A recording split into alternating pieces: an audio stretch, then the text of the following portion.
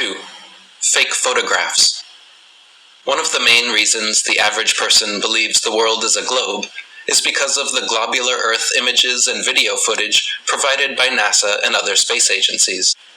Hundreds of such pictures and thousands of videos featuring a globe Earth are freely available on the internet, yet most people never critically examine them with a skeptical eye. From the earliest photographs to the latest live streams, NASA and the world's other space agencies continue to be exposed for their Hollywood-style trickery. When conscientiously compared, contrasted, and investigated for inconsistencies, it turns out every single image and video showing a globular Earth has been manipulated in some way. All globe videos, for example, are achieved using either a fisheye lens to curve the horizon or created completely through CGI technology. One clear instance of the latter is NASA's 1990 time-lapse video of Earth supposedly filmed by their Galileo space telescope from 1.3 million miles away. This video features the Earth globe spinning in space, uncut for 25 hours, and shows the exact same clouds present without ever dissipating, changing shape or location the entire time. In reality, if you watch clouds in the sky for several minutes, three things will inevitably happen. The clouds will all move, some will morph, gradually changing shape, and others will dissipate and disappear completely. In NASA's official footage of the spinning ball Earth, however, the entire world's cloud cover doesn't dissipate, morph, or move for 25 hours, which is, of course, impossible, and proof of fakery. A good example of fisheye lens fakery is the famous 2012 GoPro Red Bull jump, where skydiver Felix Baumgartner was lifted to a record-breaking 128,000 feet in a stratospheric balloon, then jumped back to Earth. 7 GoPro cameras on the outside of the craft and strapped to Felix himself recorded the entire ascent and descent.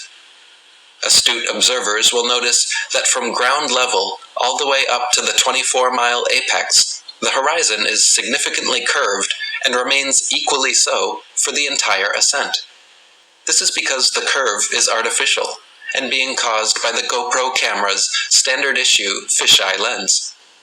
Once Felix reaches his peak altitude and the door of his craft opens, an inside camera mounted behind him without a fisheye lens reveals the truth, showing a perfectly flat horizon, still at eye level, 128,000 feet high. As for the hundreds of supposed photographs available of the globe, NASA readily admits that these are composite images and not actual photographs. They claim the composites are made by taking strips of data sent from satellites, spliced together in Photoshop, and colorized for the final creation. NASA's senior program analyst and lead data visualizer, Robert Simon, admitted in an interview that they are photoshopped because they have to be. When compared side by side and viewed with a discerning eye, the inconsistencies become obvious. The coloration of the land and oceans and relative size of the continents drastically changes between images, and they often feature far too little land mass for 50% of a globe. Several of NASA's blue marble Earth images have repeat instances of exact cloud patterns clearly copied and pasted into place.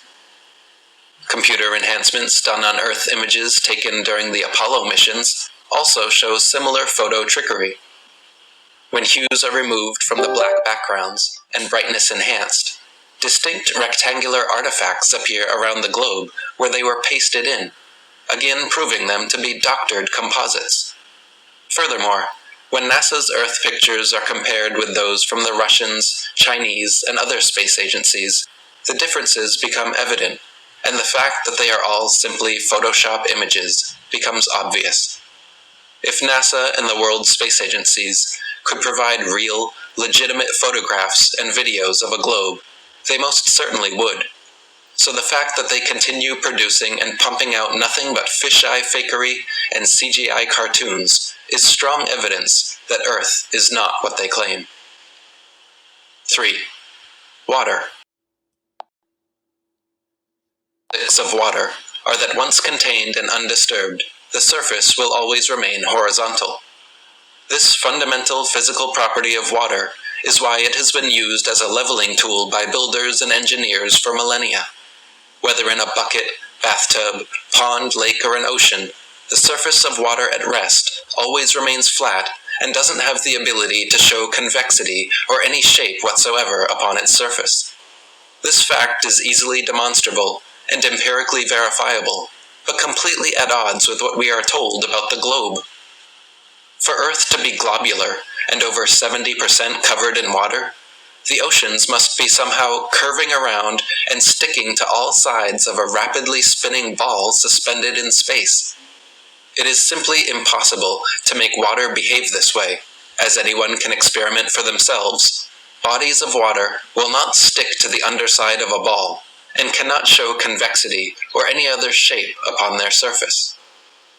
Globe defenders will often point to water droplets, meniscus, surface tension, or adhesion, claiming these are examples of water bending or sticking to a surface, which is nothing but a fallacy of false equivalency, as these only happen at a very small scale, the size of a coffee cup.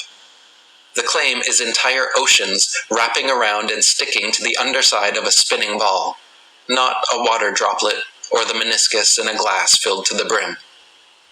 NASA has also recently taken to faking CGI water balls using augmented virtual reality technology in an attempt to convince the public that water can behave this way.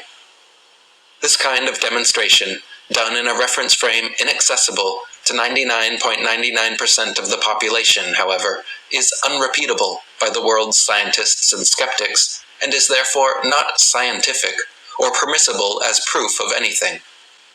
First, they claim only massive objects the size of Earth have this attractive property. Then, as evidence, they show a phenomenon allegedly outside of our earthly reference frame. In other words, they are claiming bodies of water can bend around, stick to a ball, and show curvature upon their surface, but only at a scale too big for the public to recreate. Then they are claiming water can ball up and float suspended in air, but only in a reference frame too far for the public to recreate.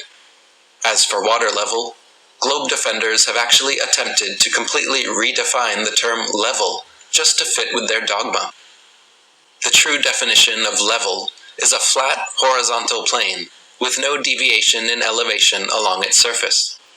Water always reliably seeks and maintains its own level, and that is why it has been used in spirit levels and construction projects from time immemorial to create perfectly horizontal structures, no matter their size. Globe zealots, however, unsatisfied with this obvious truth and clear definition, have attempted to redefine level to instead mean curved. Their globe-friendly version of level means equal heights around a ball when measured from a central point. The fact of the matter is, however, that nobody has ever reached this hypothetical center point of the hypothetical Earth globe, so their redefined term cannot be tested or falsified. Until that day, rest assured there is good reason we call it sea level and not sea curve. 4. The horizon.